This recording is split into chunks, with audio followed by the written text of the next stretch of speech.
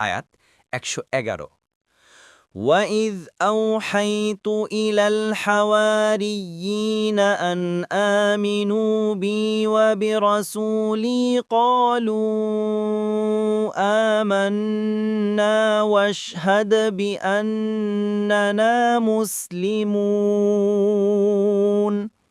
অনুবাদ: আরও স্মরণ করুন যখন আমি হাওয়ারীদের মনে ইলহাম করেছিলাম যে তোমরা আমার প্রতি ও আমার রাসূলের প্রতি ঈমান আনো।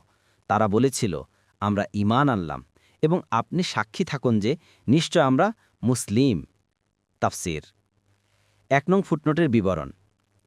আলোচ্য আয়াতে বর্ণিত হাওয়ারী দ্বারা ঈসা আলাইহিসসালামের অনুসারীদেরকে বোঝানো হয়েছে। আল্লাহ তাআলা তাদের অন্তরে ঈমান ঢেলে দিয়েছিলেন, ফলে তারা আল্লাহ ও তার রাসূলের উপর ঈমান এনেছিল। এখানে ওহী শব্দ ব্যবহার হলেও এর অর্থ হচ্ছে মনে ইলহাম করা বা ঢেলে দেয়া। মুয়াস্সার।